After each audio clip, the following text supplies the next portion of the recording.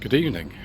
Today is the 25th of April. It's actually the day before Pride of Longbridge, but at the hotel where I'm staying, as is what usually happens at this event, there are quite a few other MG Rover cars that are clustered here. Two of them we can't talk about because we don't talk about diesels on this channel, viewers. Thank you, Mayor of London and all your friends around the country for your stupid ultra emission and clean air zones. So we cannot talk about them, so you will not be seeing any on any of these videos.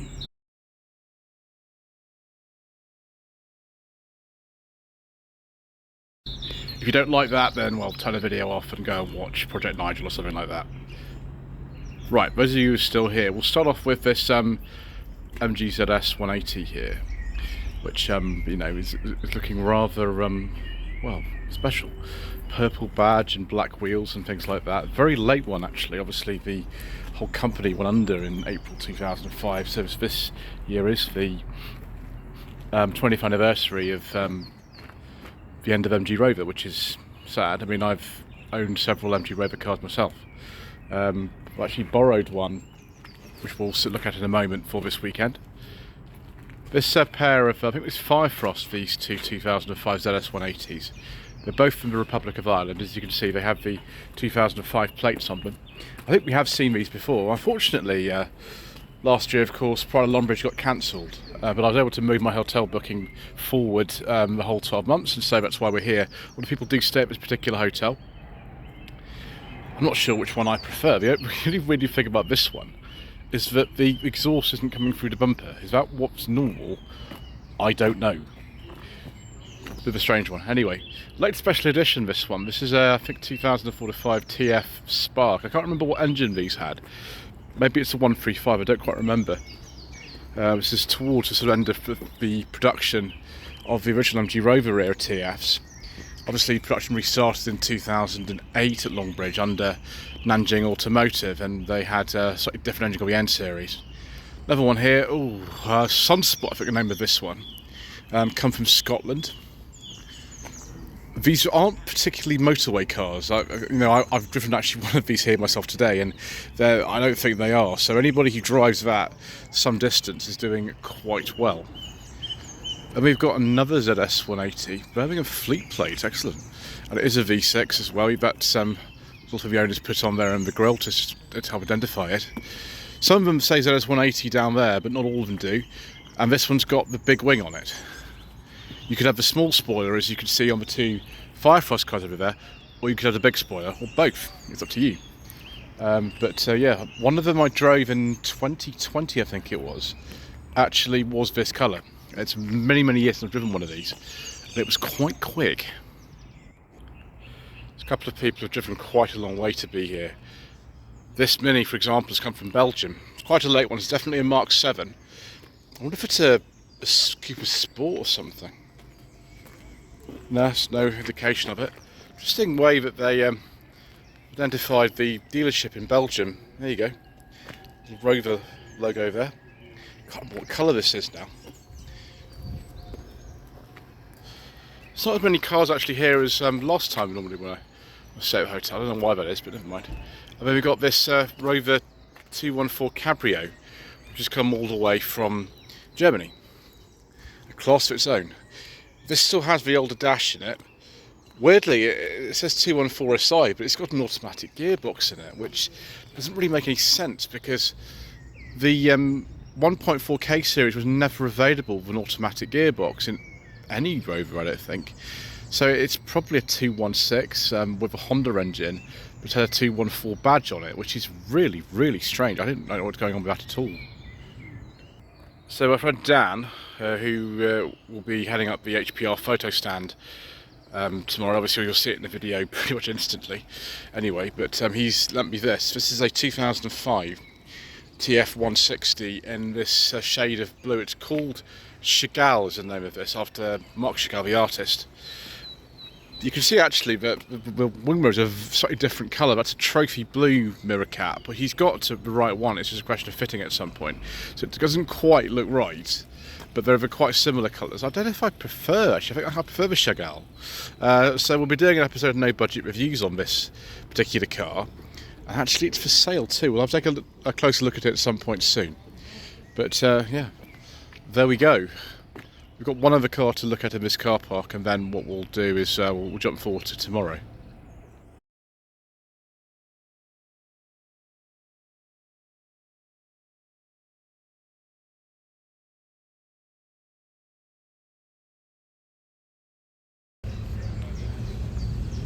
So here we are, viewers. It is the next day. It is 26th of April.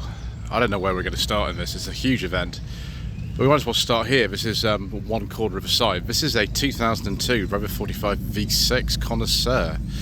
Yes, I used to own one of these cars. I had it for 3 years. I got it in 2020, sold it in 2023. It's still around. It's I think passed through a few hands since I sold it to Reverend Parry Hughes from Boaty's World.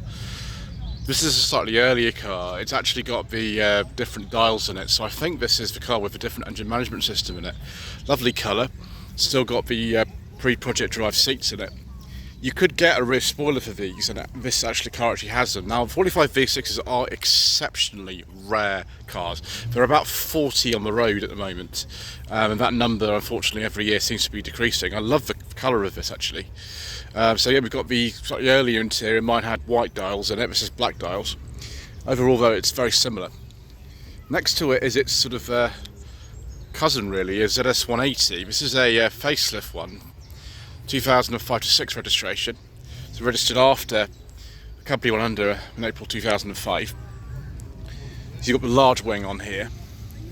I have driven one of these. They're quite different in character for 45 V6, of course. They've got far more power, about 177 horsepower as opposed to 148 horsepower. Sometimes you even have massive exhausts like this one. Next you've got this ZR. This is a pre-facelift one, 2003 to 4. I think this is Trophy Blue. I don't really know what model this is. There are several engines available you can get with all the K-series for the petrols, of course, in a ZR, and some we don't talk about. Next we've got a car that has the Cosmos wheels on it, but it's a bit earlier than the wheels are on this. They've had different badges put on this. Lovely R8. We're going to see many of these today, of course. This one is a 220 SLI, which is a rare spec, actually.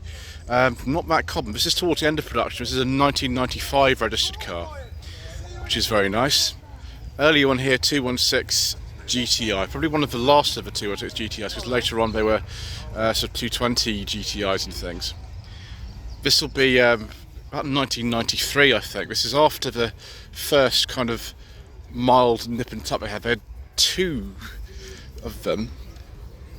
See, this car's not got the grille. That came in kind of late 93, as opposed to these sort of round the corner indicators, which came in late 1992. As you can see, it is a 93. It's got the Honda engine, and it's a 3995 call 07403 124 471. As Mr. Bill from the Fuel Power channel says, this could be yours. I like that very much. We've even got the sort of lightning interior that these 216 GTIs had. There we go. Then a 25. It's 2003. It's nice to see already that, you know, this is the very first part of the video, and we're already seeing cars in all sorts of sort of concourse ones to just ones people run around in every day. I like that.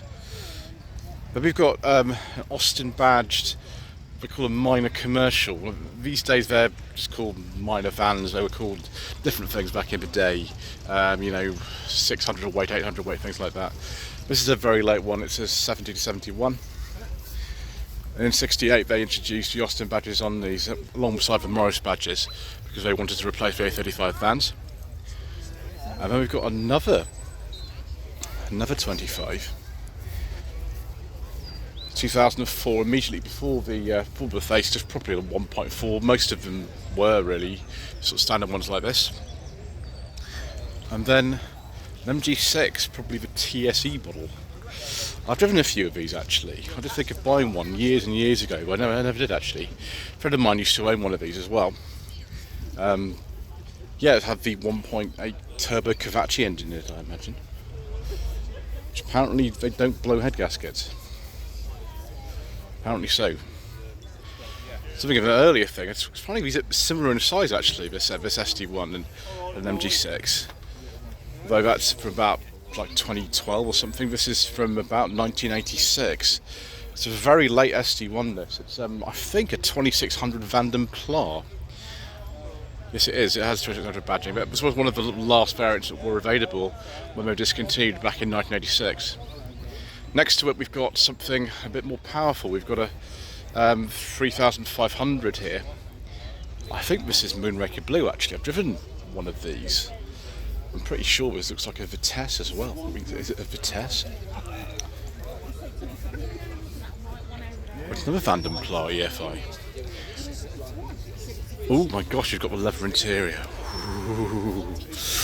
I'm delighted by this views. That's very nice. And then we've got a TF Spark, which is a special edition. Yes, we'll see that beige marina stick later on, viewers.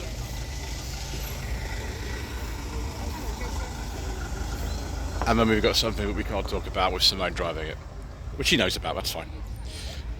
Yeah, see lots of MGTFs today. And there's S180 2004-5. There's some interesting aftermarket wheels on it. And the big spoiler.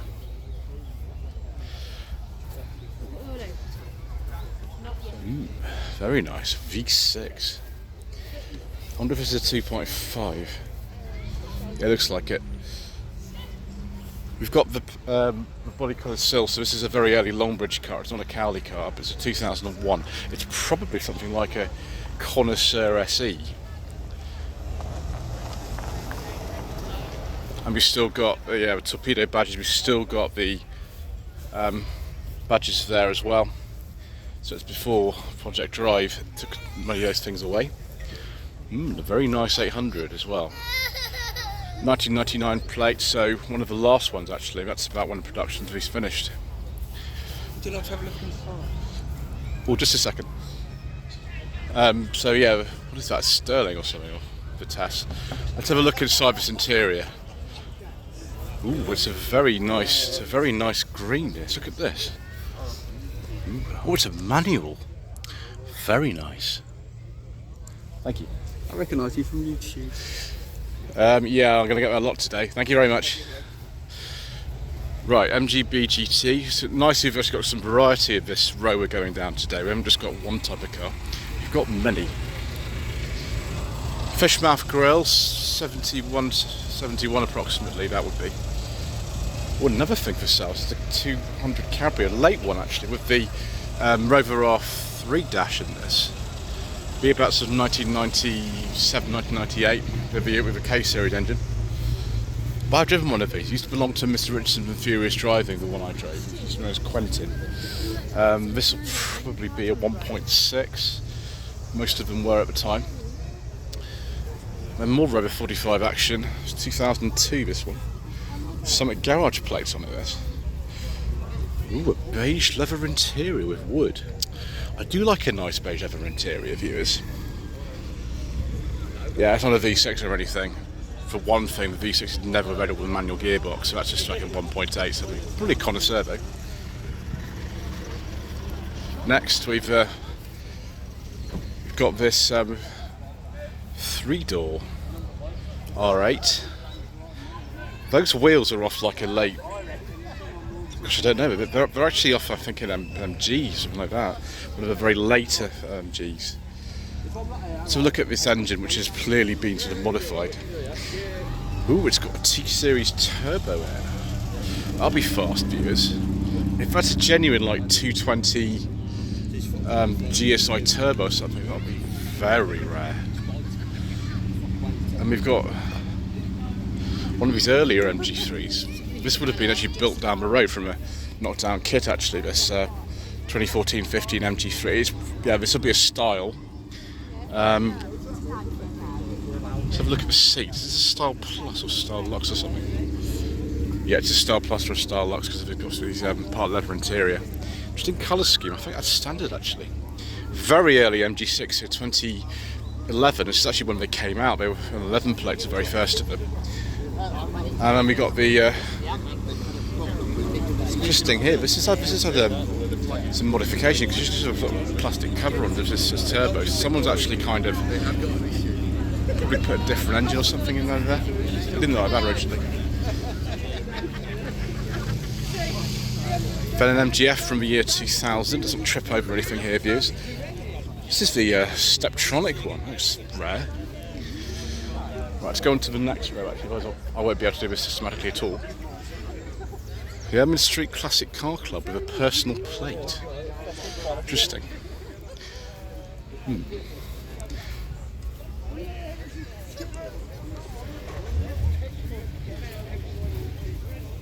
And then another 64 registration MG3.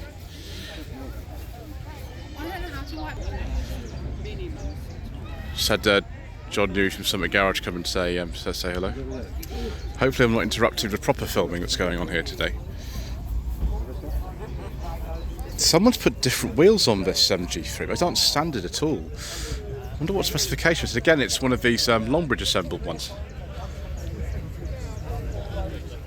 Many years I had a 2014 MG3 myself, actually, which my lady wife used to drive.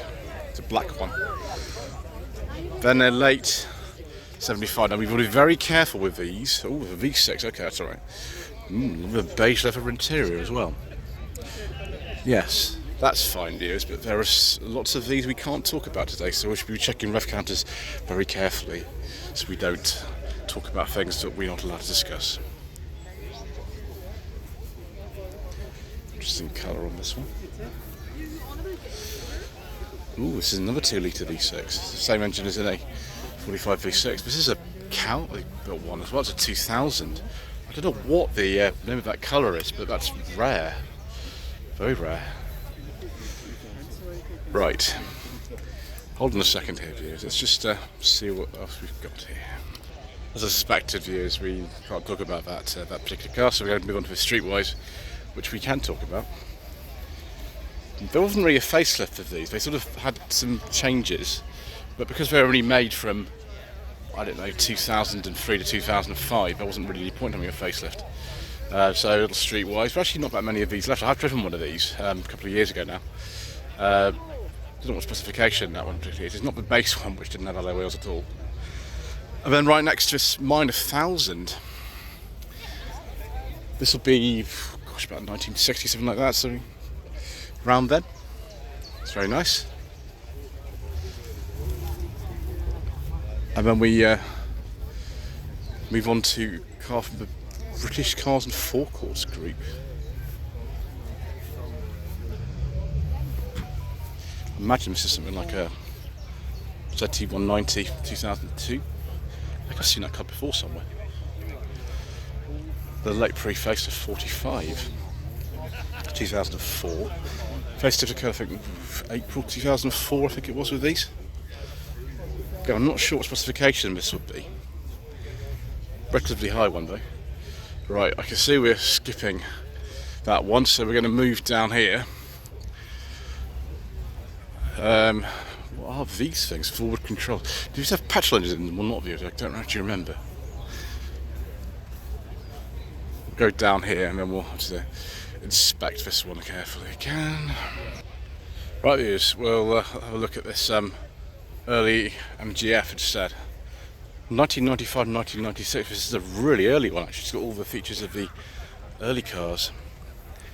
This would be the 1.8i, I think. VVC didn't come out till a little bit later. We've got marina wheels on this Modern Traveller. I think that's probably because someone's fitted better brakes to it. You can't put sort of disc brake conversion on standard minor wheels. You have to put marina wheels on them, which is fine. Because better brakes is a very, very good upgrade actually to these. I've driven a couple of them and the brakes are a little bit scary as standard. And there we go, so that's about 6768. And another 45. It's very similar to what I used to. It's Starlight Silver, like one I had. But this isn't a V6 one. First of all, it's manual. And second of all, we can't even discuss it. Let's get out of here, viewers. It's 2003 to 4 TF.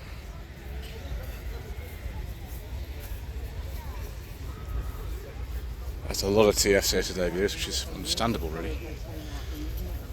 1999 MGF.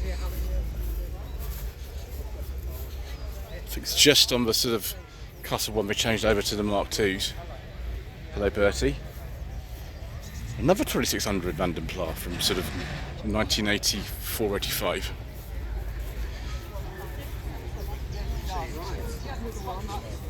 Sport for choice, really. We've got 3 of these Vanden Plas we've seen so far. X-Power Grey, 2003 to 4, ZR 160. The Pentel card sticker in the back. That's very nice, viewers. I've heard of the Ermine Street Classic Car Club before. Just seeing rear lights on this ZR here. Very sort of custom looking car. I wonder if this is a monogram paint job or not. It looks like an Atmosphere, but I could be wrong. And then Tomcat D16 inside apparently, so this will be a 216 Coupe. 1994-1995 registration. Triumph GT6 late one, be on an M, so 73 only, because that's when they finished making them. You can see the accessibility for these is really good. Can't remember the reason why they discontinued them now, in 73, I forget. We've got Steely. Did we see Steely yesterday? You might have seen them in the car park at the hotel, to be honest. Yeah. Facelift ZS 180 2004 to 5. Right, we'll come back to that one, viewers. We'll look at this nice R3 first. Was this a sale? No, it's Rev 400 to sell. It's just after the time that they changed the badging on these to say 200 as opposed to the engine and trim level. So I imagine it's like a 214. That's my guess. And we need a new front wing. Never mind.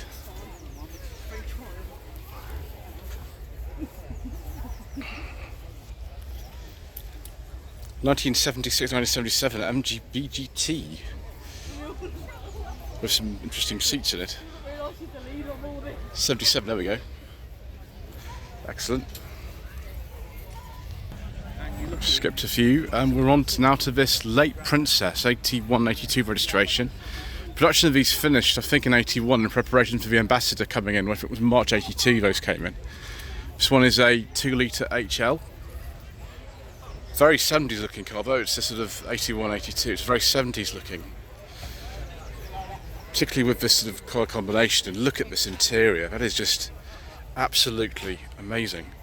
I drove one of these a while ago, actually. It was in 2022. It was a 2200 HLS from 1978. Next, we've got a lovely 400 Tourer. It's one of the later ones. On a P plate, so 96-97. Suddenly it's still got the older dash in it. I wonder if it's got the actual badging still. Yes, 416 SLI, excellent. Very rare cars, 400 Tourers now. Then another TF again, I think this is Atmosphere, this colour.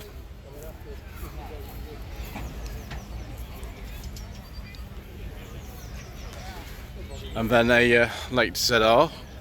It's been modified presumably for circuit use or something like that.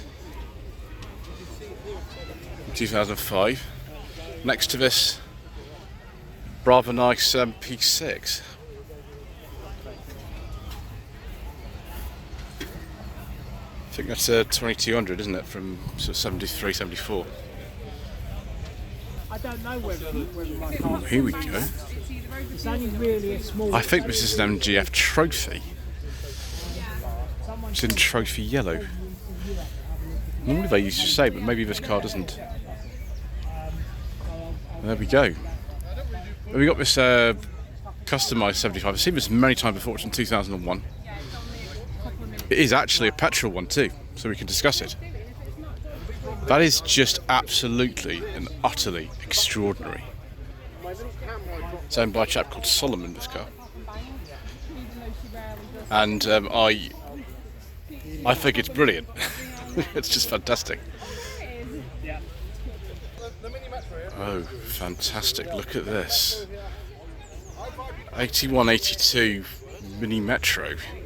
posher mini metro as well, because we've got the flush headlamps as opposed to the lower spec headlamps in beige with this kind of very 80s interior, still badged a mini metro, so one of the earlier cars. All right, got the mini metro. Apologise to you if someone else is making a video seems rather too enthusiastic about it. Anyway, so we'll move on now to this Allegro. This is a 1500 Super. This is a what they call a Series 2. Lovely colour, russet brown this is called. On a sort of 70 or 78, 79 on a T. I don't get a personal plate. I generally think that's just how way it would have come out in the day. So that plate probably is worth quite a lot of money. Actually, increasingly Allegros are worth quite a lot of money too. Now, I drove this car quite a long time ago actually. I think it's 2021. It's a 2004 TF115. It's really low mileage, owned by Captain Reed, was his name. It's pretty good actually. Even the sort of lower end MGFs are pretty good. Contrast to we've got an MGF. As you can see, the rear end of them is virtually the same. It's the front end, but it's different on these. And this is a rare kind of Steptronical step-speed model. You can see the front end is different.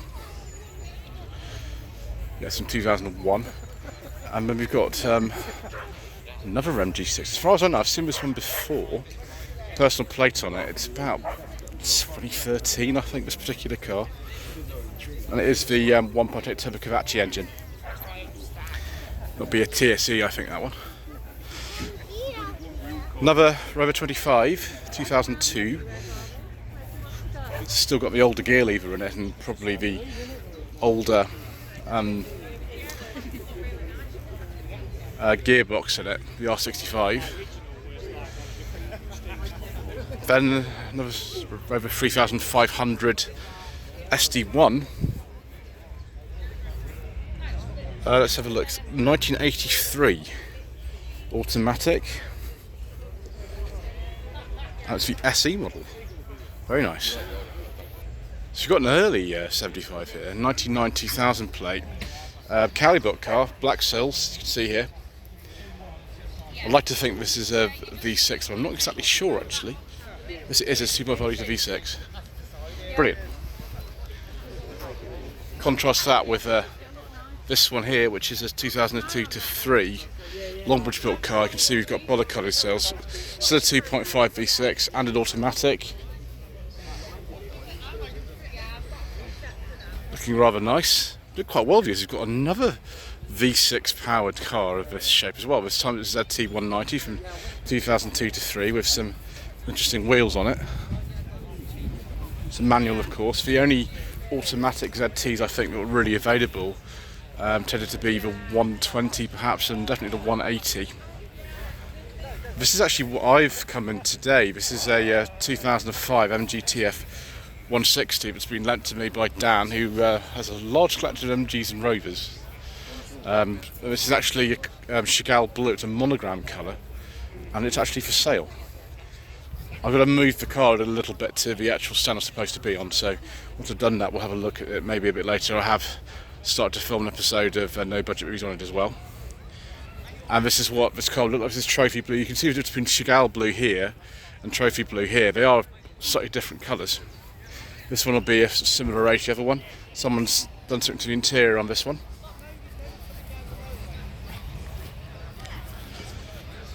And we've got another TF, actually two more TFs, both in X-Power grey. This is probably a 115 because of the mirrors. Those that you know what, yeah, there's a nice wind deflector. And this one will be probably a 135 or something. You've got for body colour mirrors, it might even be a 160.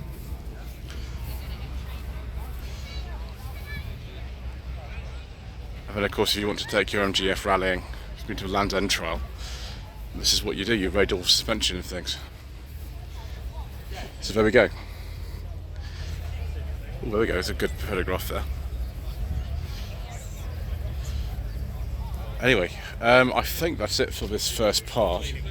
Thank you ever so much indeed once again for watching. Please don't forget to subscribe to the channel, like this video and comment below, and we shall see you again in part 2 for some more incorrect information.